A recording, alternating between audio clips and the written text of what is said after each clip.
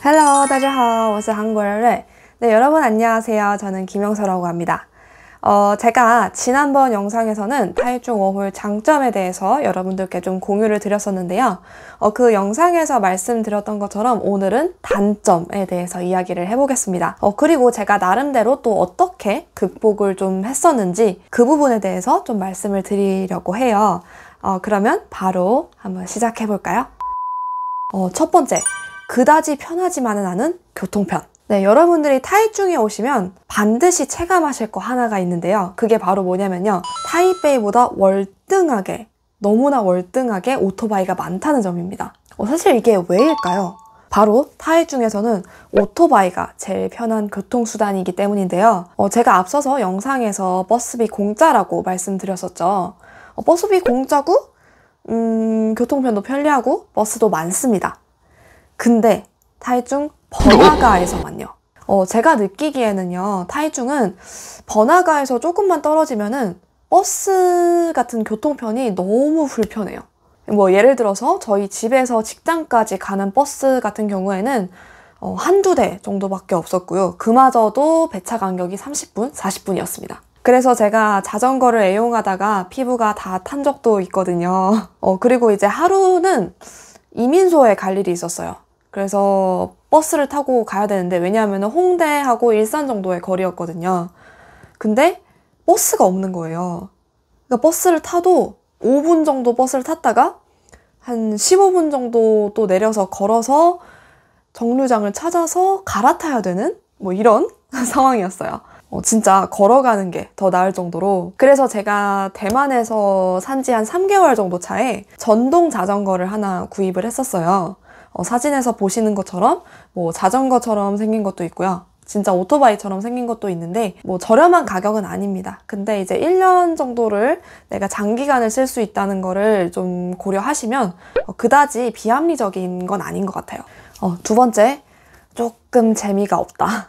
여러분, 타이중은 한국으로 치면 한국의 어느 도시와 가장 비슷할까요? 네, 바로 대전이라고 하는데요. 타이베이하고는 완전히 다른 느낌이죠. 네, 그래서 타이베이 여행 갔었을 때 그 어떤 번화되어 있고 굉장히 좀 도시적이고 이런 분위기를 좀 기대하고 오시는 분들은 약간 타이중에 오시면 조금 실망하실 수도 있어요. 저 같은 경우에도 이제 평소에는 굉장히 집순이고 그렇지만 또 이제 주말에는 나가서 새벽까지 술도 좀 마시고 그래야 되잖아요.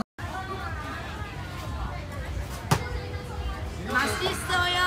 맛있어. 여기는 이제 술집이나 바가 12시, 1시 이때면 이제 다 닫더라고요. 그래서 진짜 약간 놀다만 느낌? 이런 느낌이 항상 들었었어요. 근데 여기 친구들은 막 자연 보러 다니거나 아니면 같이 만나서 요리를 한다거나 이런 것도 되게 좋아하더라고요.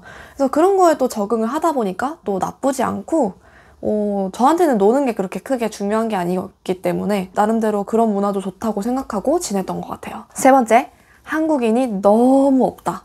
제가 앞서 영상에서 이거를 장점으로 말씀드렸었는데요. 사실 이 장점이 되게 치명적인 단점이 또 될 수 있다고 저는 생각합니다. 먼저 한국인이 너무 없기 때문에 외로움 같은 게 좀 심할 수가 있는데, 솔직히 말하자면 저는 이 점을 너무나 가볍게 보고 타이중에 조금 무턱대고 간 것도 있어요. 그리고 저는 이번 워홀이 저한테는 처음 외국 장기 체류였거든요. 그래서 이제 몰랐는데 사실 어떤 연고도 없는 타지에서의 혼자 생활은 진짜 너무너무 외롭고 사람을 진짜 너무나 약하게 만들더라고요. 진짜 이만한 일도 이만하게 느껴지게 만드는 거예요, 그 환경이. 그래서 그게 되게 스트레스여서 대만에 있을 때 우울증하고 약간 공황장애를 얻기도 했었습니다.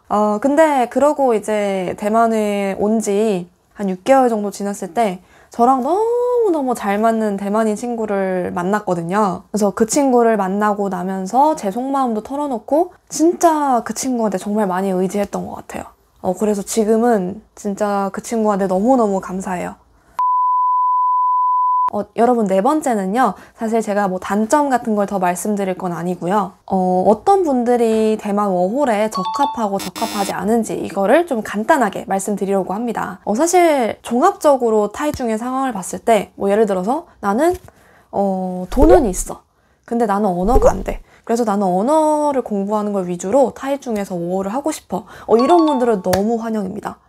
제가 앞서 말씀드렸듯이 한국인이 별로 없기 때문에 언어를 확 늘리시기에는 너무나 좋아요. 그리고 이 반대의 경우 나는 경제적 여유는 사실 별로 없어. 근데 나는 언어에 자신 있어. 그래서 물가가 싸니까 타이 중에서 살아볼 거야 하시는 분들도 강추입니다. 언어의 장벽이 그렇게 크지 않다면 사실 여러 가지 일을 하시면서 또 돈을 버실 수 있거든요. 근데 여기에서 경제적인 여유도 없는데 언어도 나는 부족해 하시는 분들은 절대로 타이 중에 오시면 안 된다고 생각해요. 왜냐하면 여러분들이 한국인이 타이 중에 많이 없다는 게 솔직히 장점으로 생각할 수도 있지만, 왜냐하면 경쟁자가 별로 없다고 생각하실 수도 있으니까. 근데 사실 이거를 조금 바꿔서 생각하면 소비자인 한국인도 별로 없는 거거든요. 아무리 한식당이라고 할지라도 고용주 입장에서는 중국어를 못하는 한국인을 뽑을 이유가 없다는 거예요. 그래서 경제적 여유도 없으시고 약간 언어도 조금 부족하시다 하시는 분들은 처음엔 조금 힘들 수 있겠지만 그래도 타이베이를 가시는 걸 전 추천드려요. 네, 그래서 제가 여기까지 타이중 워홀 단점도 이야기를 다 해봤는데요. 모두 제 견해이기 때문에 그렇게 깊게 받아들이시진 않으셔도 되지만 여러분들이 워홀 계획을 세우시는데 도움이 많이 되셨으면 좋겠습니다. 어쨌든 영상 도움 되셨다면 구독, 좋아요 부탁드립니다. 네, 오늘은 저는 여기에서 인사드리도록 하겠습니다. 감사합니다.